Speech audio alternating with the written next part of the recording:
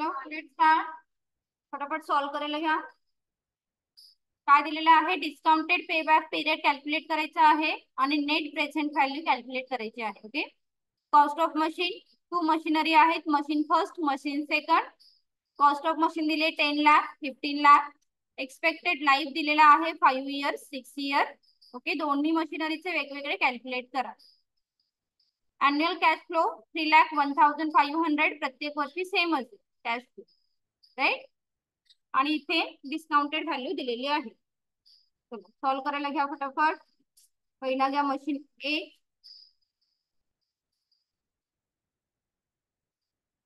Machine A और machine first machine.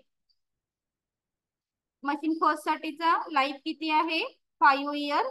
So 1 to 5 year mention करा. Machine first साठीचा life आहे 5 इयर्स. मशीन फर्स्ट साठीचा कॅश फ्लो किती आहे बघा. Expected annual cash flow 3,01,500. So 5ही वर्षासाठी कॅश फ्लो सेम आहे. क्लिअर.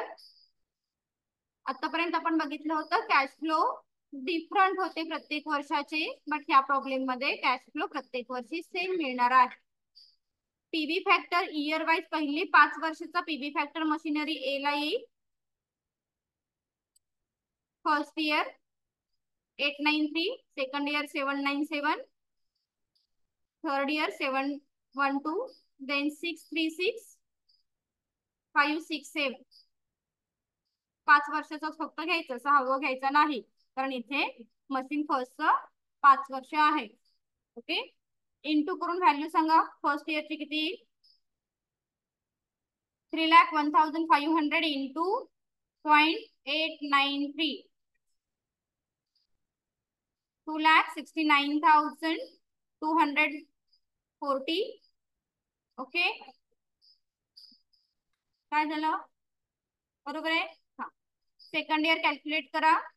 3,01,500 इंटू 0.797 किती आले?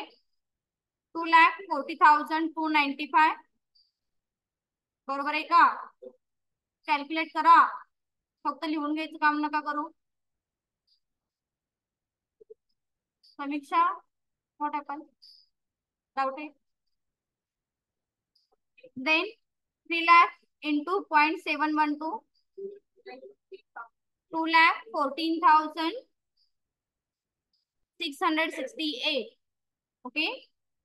Fourth year 3,01,500 into 0.636, 1,91,754. चेक करा, कॅल्क्युलेट करा. फक्त लिहून घेऊ नका. साहिल कॅल्क्युलेट करताय ना? हा. देन फिफ्थ इयर 3,01,500 इंटू 567.567 किती आलं बघा?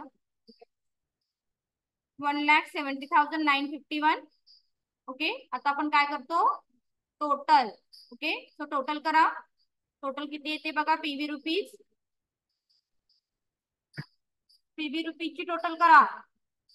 2,69,240, 2,40,295, 2,14,668, 1,91,000, then 1,71,000, 70,951.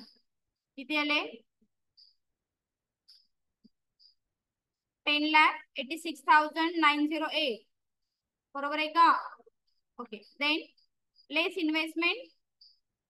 मशिनरी फर्स्ट मध्ये किती इन्व्हेस्टमेंट केली आहे? 10 लाखची इन्व्हेस्टमेंट केली. ओके. So minus 10 lakh.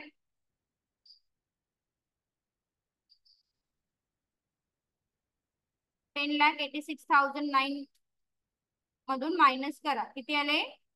86,908. त्याचं हेडिंग द्या नेट प्रेझेंट व्हॅल्यू. इथेपर्यंत क्लिअर का? क्लिअर? क्लिअर? काय डाऊट आहे? Very good. देन डिस्काउंटेडला या. पीव्ही पर्यंत सेम येईल. क्युम्युलेटिव्ह फ्रिक्वेन्सी फक्त ड्रॉ करणार आहोत. ओके, क्युम्युलेटिव्ह फ्रिक्वेन्सी ड्रॉ करा. डिस्काउंटेडचे आधीचे 3 column same, year, cash flow, PV factor, PV rupees.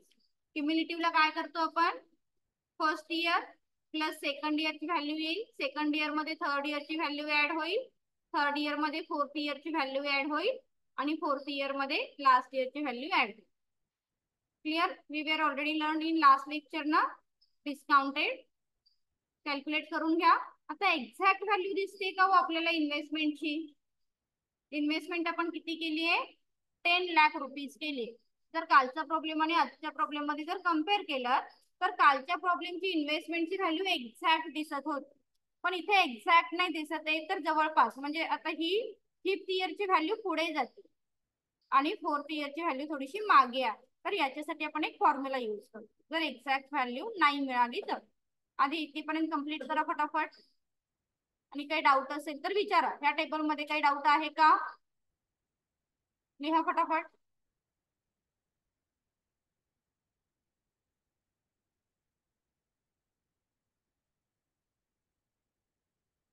आजच्याच लावताय ना अटेंडन्स? आजच्याच लावा. झालं?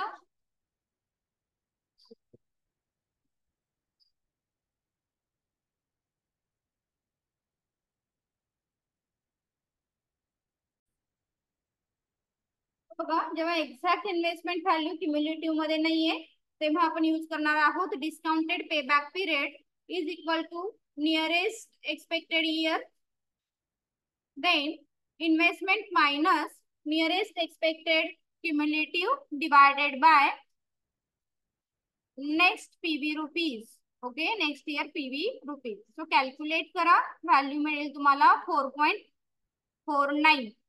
तर आता इथे 5 आलं असतं तर आपण डिस्काउंटेड पे बॅक पिरियड 5 घेतला असतं. 4.49 आहे, that is Y 4 year is a discounted payback period. कोणाकोणाला लक्षात आलं? नाही लक्षात? 3 स्टुडंट लक्षात आले बघा. हे कॅल्क्युलेशन कसं केलं हे कळलं का? नाही कळलं? डिस्काउंटेड पे बॅक पिरियड, कालचा प्रॉब्लेम सोपा होता. डिरेक्टली इन्व्हेस्टमेंटची व्हॅल्यू क्युम्युलेटिव्ह मध्ये आपल्याला सापडली कालच्या प्रॉब्लेम. आजच्या प्रॉब्लेम मध्ये 10 लाख रुपये इथे कुठे डिरेक्टली दिसत आहेत का? एक्झॅक्ट व्हॅल्यू नाही दिसत आहे. दॅट्स वाय आपण एक फॉर्म्युला यूज केली. तर त्या फॉर्म्युला मध्ये काय आहे, 10 लाख नाहीये, तर 10 लाखच्या जवळपासची व्हॅल्यू कोणती आहे? 9,15,009 बिलो असली पाहिजे, पुढे जायचं नाही, कारण आपण discounted payback period check करू. सो नियरेस्ट व्हॅल्यू आहे 9,15,000. ती कोणत्या वर्षाची आहे? चौथ्या वर्षाची. ओके, फोर्थ इयरची. दॅट इज वाय लिहिलं आपण fourth plus investment minus nearest value divided by PV ची नेक्स्ट व्हॅल्यू. ही पीव्ही ची नेक्स्ट व्हॅल्यू आपण घेतो. मीन मीडियन मोड कॅल्क्युलेट केला असेल कधी तर लक्षात येईल. फर्स्ट इयरला कुठेतरी झाला असेल ना, किती झालं हे? Okay, clear. आणि मग डिवाइड केल्यानंतर व्हॅल्यू तुम्हाला मिळाली 4 प्लस 0.49. सो व्हॅल्यू मिळाली 4.49 इयर्स. 4.49 इयर्स. आता म्हणजेच काय, तर इयर कोणतं दिसतंय? 4. म्हणून discounted payback period is 4 year. आता इथे काही कॅल्क्युलेशन कोणतं येऊ शकतं? 5th इयर येऊ शकतं, 6 तर येणार नाही. 5th आला तर 5th, बट लक्षात ठेवायचं जी व्हॅल्यू दिसते ना नियरेस्ट, तोच डिस्काउंटेड पे बॅक पिरियड असतो. आता कोणाकोणाला लक्षात आलं? अजून काही डाऊट असेल तरीही विचारू शकता. क्लिअर झालं ना? नेक्स्ट मशिनरीचं कॅल्क्युलेट करा. थँक्यू.